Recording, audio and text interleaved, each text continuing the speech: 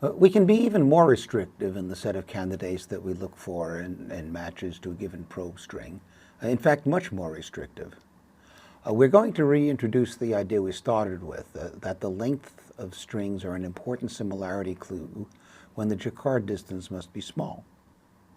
However, we look not at the length of the string as a whole, but rather we build an index structure that takes into account both the position of a symbol in the string's prefix and the length of the portion of the string that follows it. We call this length the suffix length, and it changes as the position varies. We're now going to see an even more powerful scheme for indexing. Here we're going to index on three things. The first component of the index key, or bucket name, is a character at some position in the prefix of the string. Remember that the prefix is the positions up to the floor of JL plus 1. That's our usual function, where J is the upper bound on Jacquard distance and L is the length of the string. The second component of the key is the number of the position in the prefix that holds the character. Points 1 and 2 are exactly the things we indexed using the previous method. And the third component of the key is the length of the suffix of the string. That is, the suffix is the portion of the string to the right of the indexed position. The addition of the suffix length as a component of the index key gives us the additional advantage that we do not have to compare two strings if their lengths are rather different, even if they have identical or almost identical prefixes. Let's see how we can exploit the fact that buckets contain only strings with a particular suffix length to put a stronger lower bound on the edit distance between strings. That will enable us to put a lower bound on the Jacquard distance, and for some index buckets, the lower bound will be so great that we know we can't find any matches in the bucket. So let's consider a probe string S, and suppose we think we need to compare S with another string T because the ith position of S is the first position of S that matches any position of T, and this position is the jth position of T. Okay, then we can derive a lower bound on the edit distance between S and T as follows.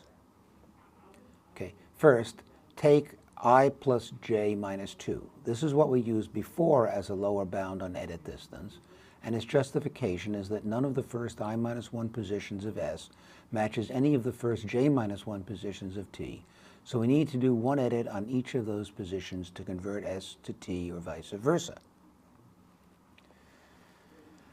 But if we know the suffix lengths for the two strings involved, then there is an additional minimum number of edits equal to the difference between the lengths of the two suffixes.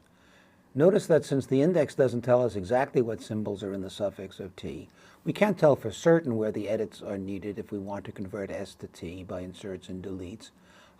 But the strings S and T may look nothing like each other, and in fact many edits may be needed. But we know for certain that only an edit can change the length of a string, and it changes it by 1.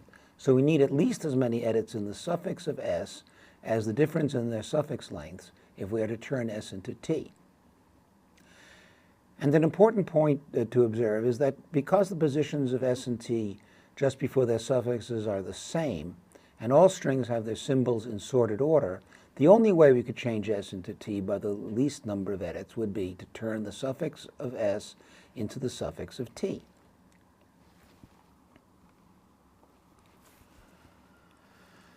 We also have to rethink our upper bound on the longest common subsequence of probe string S and some other string T when we take into account their suffix lengths. So again, we suppose that the first match between S and T occurs at S's position I, and it matches the jth position of T.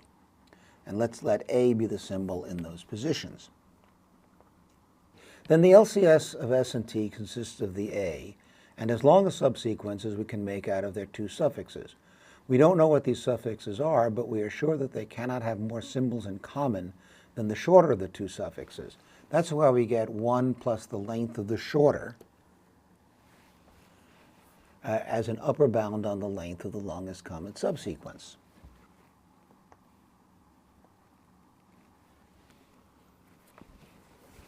As we did for the second variation, where we considered positions but not suffixes, We can start with the fact that E over E plus C is less than or equal to J. Again, remember that E over E plus C has its minimum value when E, the edit distance, is as low as possible, and C, the length of the LCS, is as high as possible. Thus, we can set E to its lower bound and C to its upper bound. And we have a lower bound on J. But we'll make one more change, writing E over E plus C equal to or less than J, which is, of course, that, as E is equal to or less than J times E plus C. Simple arithmetic there. So here's what we get.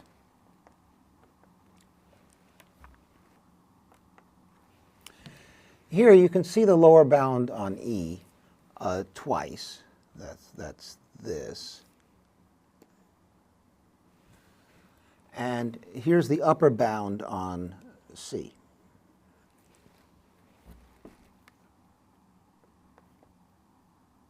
Okay, this is just rearranging the terms from the line above. Trust me, it works. We now build an index where the keys are triples consisting of a symbol, a position holding that symbol, and a suffix length. For each such triple, there is a bucket. And we put into the bucket A, I, K, those strings S that have symbol A in position I, and I is a position in the prefix of S, and the length of the portion of the string after position I, that is the suffix, is K. Here's a simple example. The string S is A, B, C, D, E, and the lower bound on the Jacquard distance is cap J is 0.2. Then the prefix of S is the first two positions. That's because JL is 1, and the floor of JL plus 1 is 2. So for the first position of S, the symbol is A, the position is 1, and the suffix of S after position 1 has length 4. Okay. That gives us this bucket. And into that bucket, of course, we'll put string S. For the second position, the symbol is B, and the suffix length after position 2 is 3. That explains this bucket. There are no more buckets into which we put S.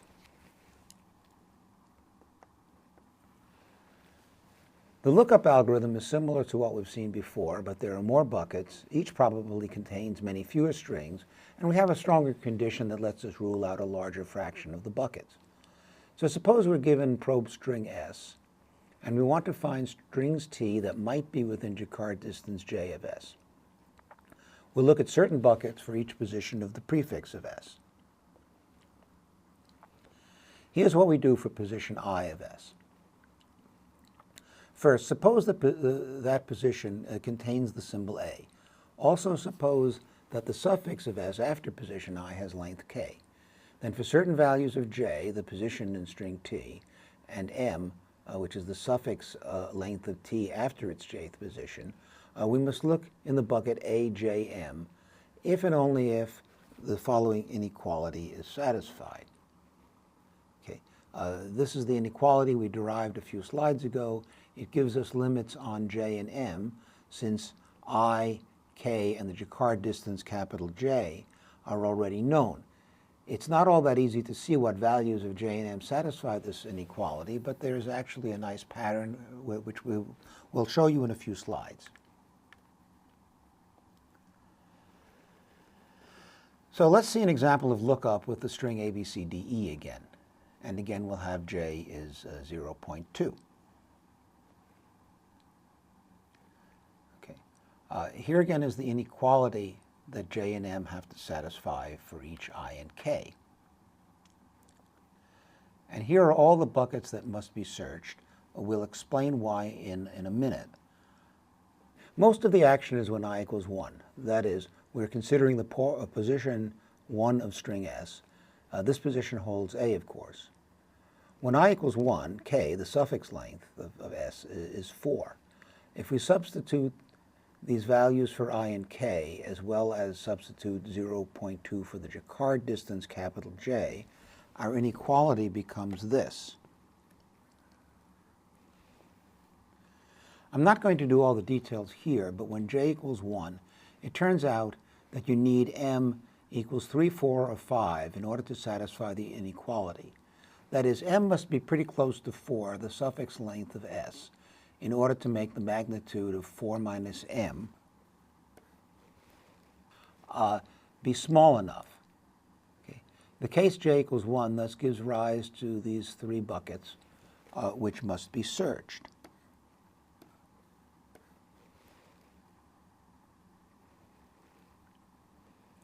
Then consider j equals 2. Now it turns out that m must be exactly 4 in order to make the magnitude of 4 minus m small enough. So we get only this bucket for j equals 2. There is one more bucket, B13. This comes from the second position of string s, which holds symbol b. When I equals 2, we have k, the suffix length, equal to 3.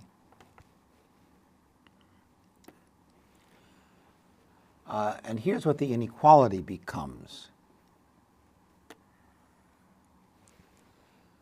It turns out that we have only one way to satisfy it. J has to be 1 and m has to be 3.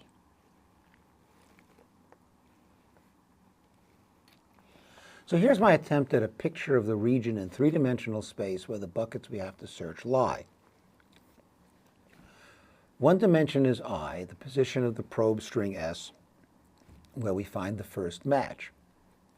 So we'll look at slices for each value of I, starting with I equals 1, as we have done here.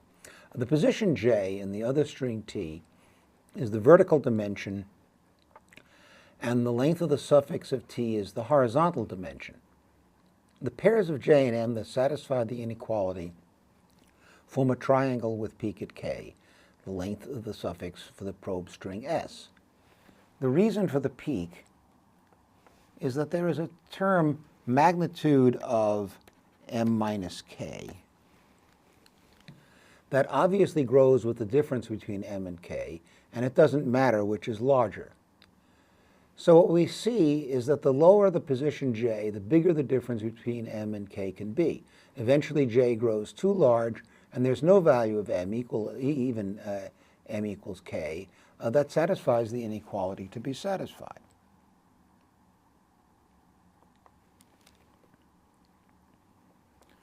When I equals 2, the values of j and the difference between m and k are more limited, so the triangle is smaller.